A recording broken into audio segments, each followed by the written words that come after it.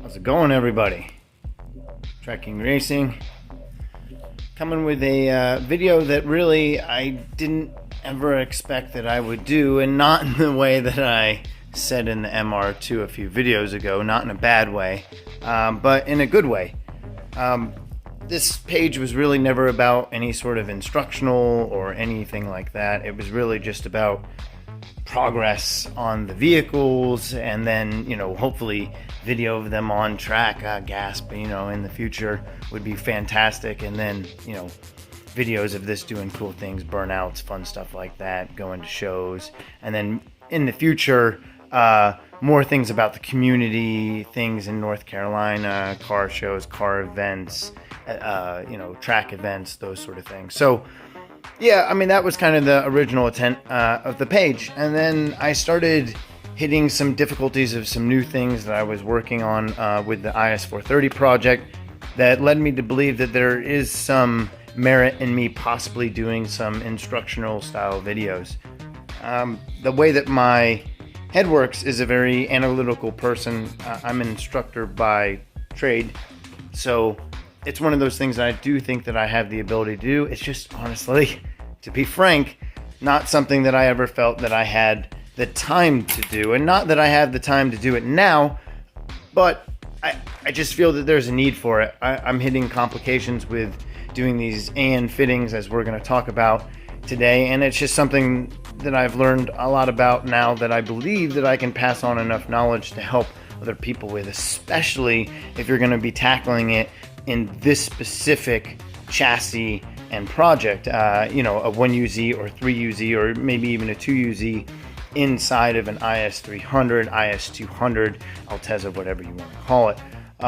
But also in general, maybe if you're looking at doing large AN fittings or even small AN fittings on your project vehicle, as I'm going to then also do in the future with the MR2 as well, then this video may be helpful. So, I ran into some difficulties, and I'm going to be very blunt about those. I'm going to talk about kind of the process that I'm going to go through, and then also hopefully manage to splice in some video of me actually doing the work, which is not something that I've really ever done before. So we'll see how it turns out. But first things first, most of my fittings are 10 AN fittings. I've got some 6 AN fittings, and I've covered that in a few of the videos, meaning the fuel, power steering pump, pressure line 6 AN, and then return 10, and then all of these bad guys are 10 here as well, that kind of just go around on our vacuum line lines for the intake, and that goes to the catch can. So there's definitely a lot of AN lines here, and in fact I've got some other custom made lines that are down at the transmission, that go from the transmission to the transmission cooler too. So I've had to do lots of custom welding on bungs, and no, I didn't do that welding myself. That was Vic's Auto Body. We remember them. They're right across the street. They do all the welding on this, and unfortunately, as you're going to see here in just a second, I'm going to have to bring some things back to them. Expensive, but I wouldn't trust those, right? I just wouldn't trust those as much as a name brand. I know Treadstone, if I had an issue with them, I'd be able to call them up, shoot them an email, and they would probably replace it in a heartbeat. I'm just making that assumption, but that's the vibe that I get from speaking to them, and also looking at the quality and feeling the quality of these things. So yeah, how do you get the right fittings? Well, one, I had some issues over here, and this is just a bad spot in general. And I'll be honest, without knowing the really proper fitting length, even though there was dimensions, and I could have found dimensions for this sort of information, I definitely didn't do enough research and a good enough job of making sure that these lined up. So I'm a little bit of a predicament here, but luckily I can take this whole thing off again, bring it back over to Vic's Auto Body. I can have this cut off. I'm going to have the bung dropped down much farther, and it's going to line up just perfectly. I'm probably going to have only like maybe a quarter of an inch in between each, maybe a half of an inch of pipe. It's going to be very, very small, or of tube between it, and that won't allow a lot of flex, no. but I know that this will be able to take it and it'll be strong enough. I don't think that there's going to be a lot of flex there in general, but who knows? I might end up being wrong. But that's my best solution for right now. You know, going back to the very beginning, if I was to be honest with myself, putting AN fittings on this car was amazing because it looks great. The finish is going to be great. I mean, I just love how pristine and clean everything's going to be. It's amazing. As a daily driver, it's going to, kind of maintain knowing that everything is a strong fitting and I won't have issues out on the road, and I could go somewhere and drift it, or I could go to an event and drive it hard and know that it's going to be secure and safe. And I can't wait to do the same thing to the MR2. But in my current situation, which is, really don't have a lot of money at all, and just trying to get this ready to be a daily driver, it was a little bit of a stretch for me to get the AN fittings. It really was. And I mean, thankfully, sometimes miracles happen and things happen, and I was able to get them. But, at the same time, the cost of these is enough that in my situation, it really put a strain on the build. I could have already started it by now if I would have just went with the normal ones and then just got normal tubing to go with it, at least for a while, and then maybe had one of my spare parts brought over and had it welded and then switched it over later on. So if I'm going to be honest with myself, maybe I shouldn't have done the AN fittings right off the rip, but we're here now. I'm going to get it done. It's going to look amazing when it's complete. And I mean, really, those fittings are just going to pop off. Even if they're a little bit hidden by the big intake that's going to be coming here, I still will have the peace of mind to knowing that they're AN fittings, they're Treadstone quality, and that they're going to be strong and not pop off. And also, I intend on doing work on this engine in the future. So it's kind of about the future as well, and making sure that the engine can be easily removed and put back on, and everything will stay nice and safe and strong. Let's go ahead and talk about that. First step is going to be measuring, right, and knowing which fittings. So one, check your angles. Make sure you know the angles that you're working with, and check the degrees on the website and make sure you have the right degree and the right angle. Take a protractor and actually make sure that you have something. You could even lay out a piece of cardboard here and then draw them out and make sure that they're just right. And that's what I had done, but I accidentally didn't account for how long that was, and now these things are just slightly off. On this side over here, it's a little bit different situation. I was just trying to loop it as much as possible, use a straight fitting because it's a little bit less expensive. And then down here on the bottom, excuse the camera shake. Let's see if we can get it. Boom. Is an AN fitting that's just coming out to the side. So on this one, I'm going to have a pipe that turns up and then meets that one as it rotates down. So yeah, there it is. You can see it right there. Now I've already marked this to where it's going to cut to where I had the fitting onto here. Let's get it to focus. Boom. So you can see that there's the line that I'm going to cut. And then also these lines right here, I have even running up the black nylon. Those lines are to kind of make sure that I have the proper direction, even though I'm pretty sure I have swivel fittings, which sometimes cost a little bit more, but definitely one of those things I learned that you want as many swivel fittings as possible, and that'll make up for any lack of measuring that you do. So measuring, how do you measure? I mean, I use the tape measure. You take a tape measure and you put it at the tip of one of your pipes, and then you push it down and bend it and put it at the tip of the other. And since the tape measure doesn't like to bend, that's actually fairly well representative of a 20 AN pipe, because this is about the most that it would bend. I might have even liked to have a 30-degree fitting here, but I needed to use it over there. And again, I'm trying to save some costs and not rebuy a fitting. Yep, so what we're going to do is look over at the table, kind of see all the things that we need to be able to make these AN connections work with the hoses, whatnot. So there's our tape measure, little notebook, right? You're going to need some pens, one to mark on the hose pipe, and then two, because you're going to need to write down possibly dimensions and just make sure that you have things that you want to check.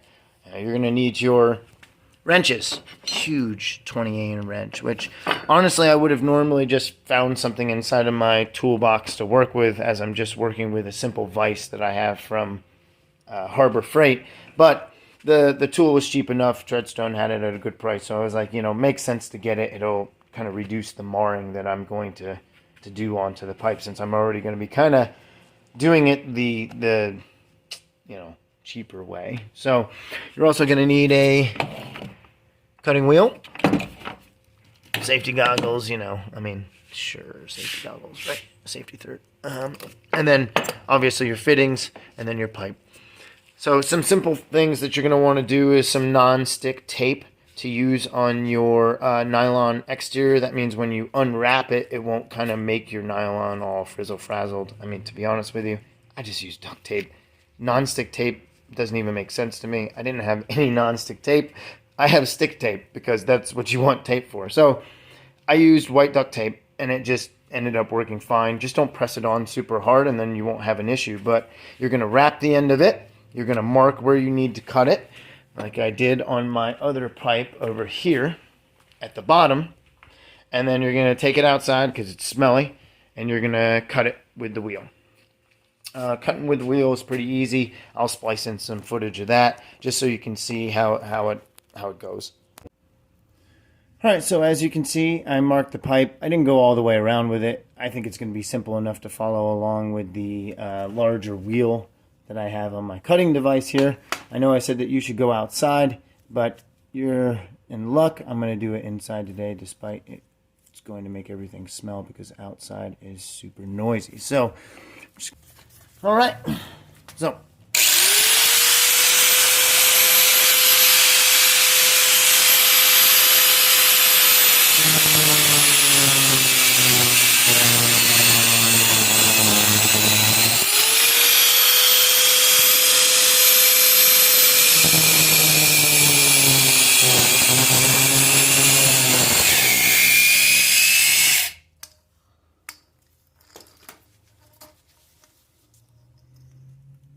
alright, let's get it, bang. Not too bad.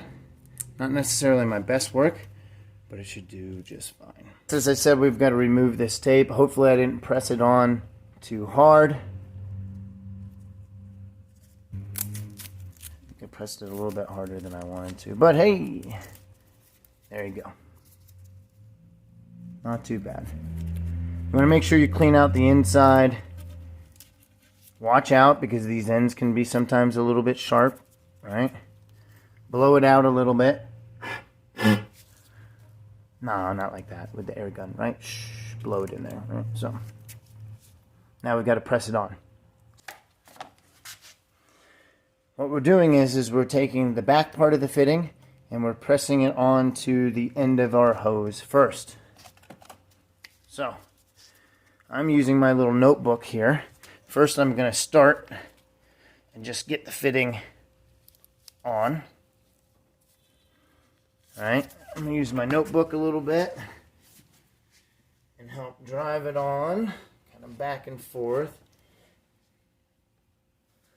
And a lot of times I can get it pretty deep just from doing that. So you'll notice there's a wall right here inside of the wall, and I'm trying to get the hose all the way against the wall, or pretty darn close to it. You don't want it overhanging inside of the threads, because then it'll cause problems when you try to fit on the opposite piece, right? So, again, this is a pretty easy method if you don't end up having a vise. Now, if you do have a vise, I'm going to show you an even easier method that I kind of find out with my Harbor Freight vise. So let's that we'll be able to clamp onto our pipe here. So you don't have to buy anything special or onto our fitting.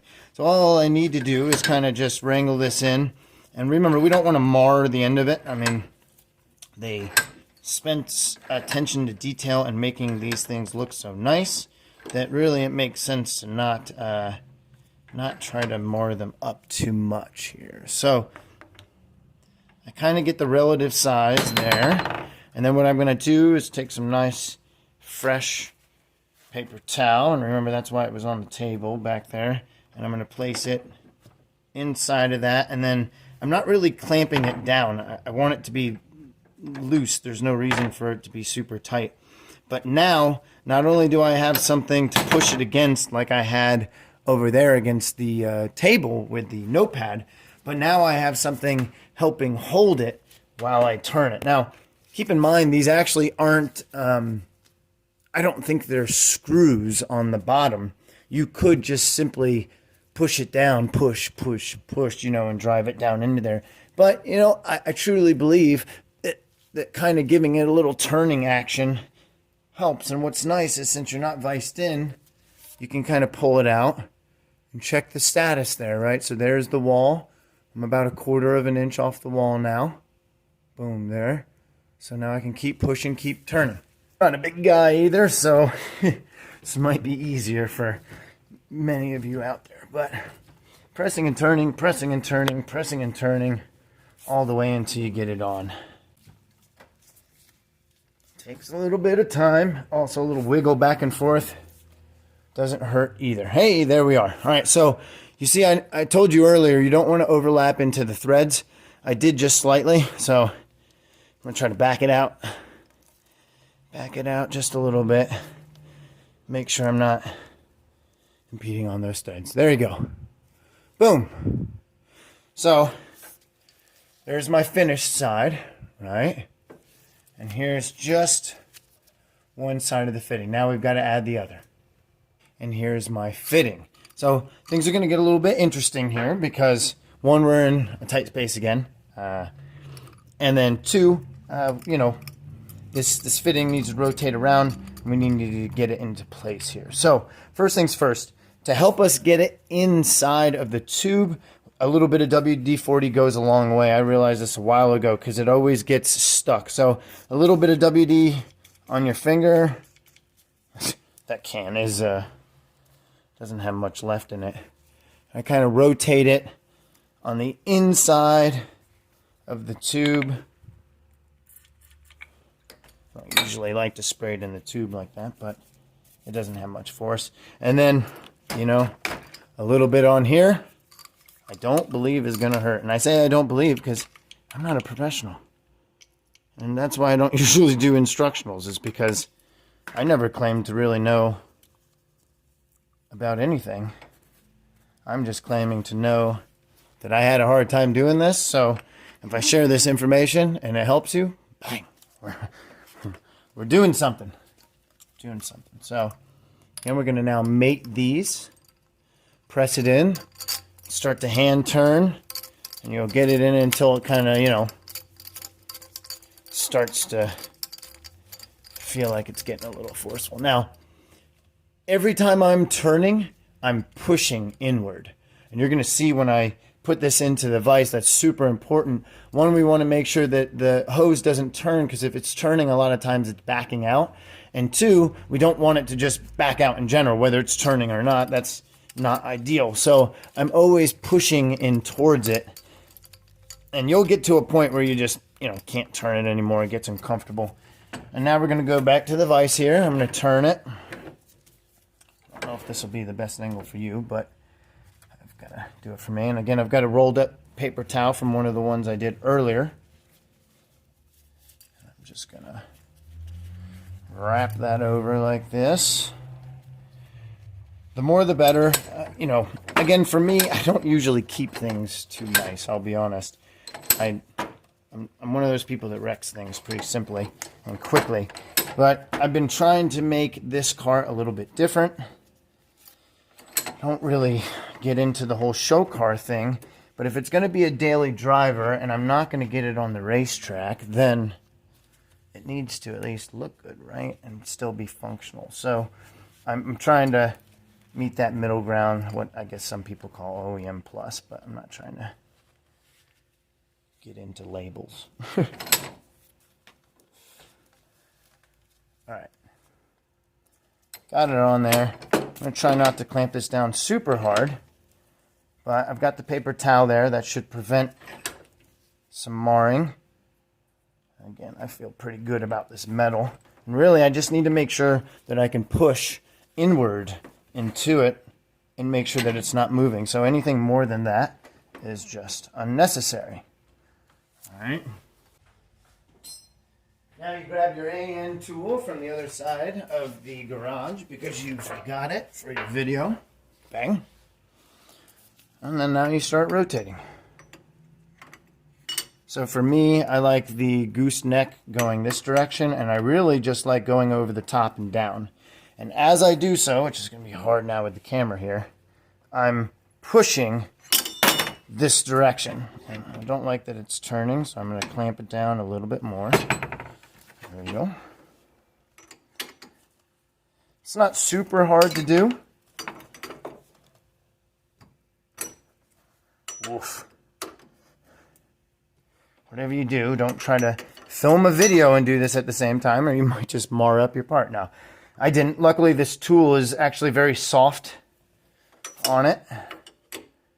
Doesn't have any issues. Then I'm pushing in towards it, and it's not rotating on me because of the WD-40.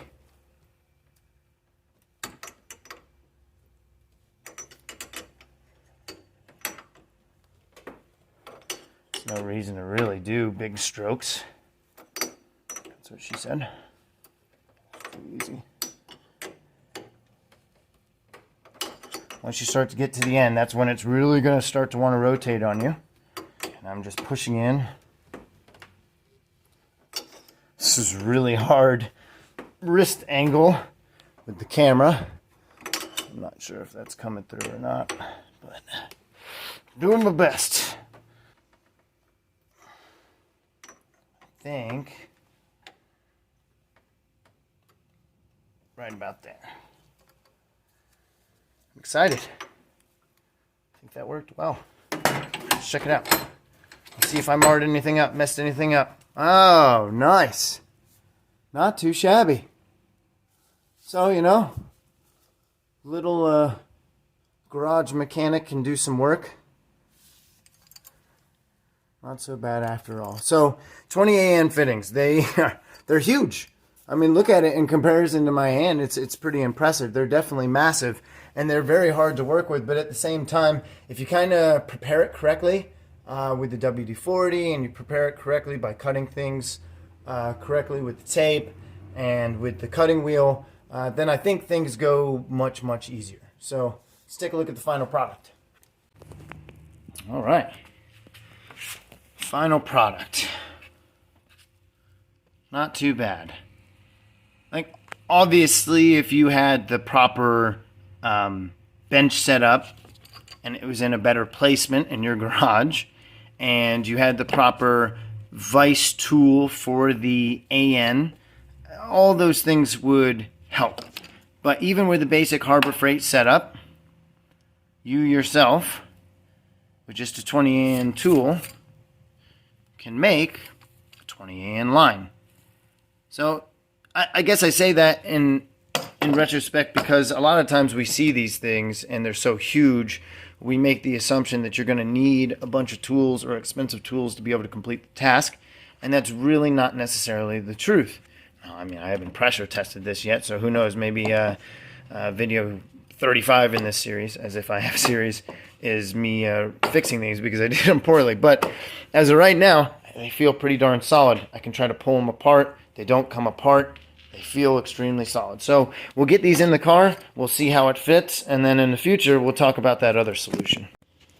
Well, good news. Our line length was just right. It's going to look a little bit kinked right now, or at least it does to me, knowing what it should look like. And that's because the bottom one isn't completely on yet. So, meaning it's not completely fastened. Now the reason for that is because this one is a little bit of a tight struggle, and the fitting is being pressured just right to where, you know, I don't want to cross thread it, and since it's not time to put it on for the final time, I don't want to put it on for the final time. So I know that once that pulls in that inch, things will relieve just enough and things will be really nice. And if not, you know, obviously I can pull it off and cut it back down again, but I think it's looking pretty good. So top one is on all the way because that one was really easy to get on. As you can see, that routing goes down there. And again, would I have gone with maybe like a 30 degree or even a 45 degree angle there? Hindsight, yes, definitely. But, you know, saved a little bit of money with the smaller, with the straight fitting. And, you know, not having to get another one saves me a little bit of money too. So, since I still have to take this off, because I'm going to take this off, have this cut down, have that bung moved down, and that's going to give me enough space to get just enough piping in there to make this all happen. So, again, was it worth it in the end? Of course, it's going to look great. Be a nice little custom setup. I haven't seen really anyone or too many people with AN lines for their radiator and AN lines for everything else on just a streetcar, you know, 3UZ swap. So I guess that's great, right? But in the end, I just know that I'll trust those fittings and trust the whole setup a lot more than just a simple pipe over a hose end. So, yep. So there's my AN spiel. I hope some of this helps you out and maybe gives you some confidence that doing 20 AN lines is certainly not outside of the reach of just your normal garage workshop. And I know that this maybe seems like a larger garage because I've got some space. And I know it seems like I have a lot of tools, but really those are just tools I've picked up along the way. And I mean, I do have some tools, but they're all junk. They're all junk. So you can do it too, is what I'm getting at. And even if you don't have the tools, you can always borrow them from somebody or utilize a rental program. A lot of times those things help too. So, AN fittings, you can do it. If I can do it, they're not that hard. That's it for me. This video is long enough as is. Hope you enjoyed it.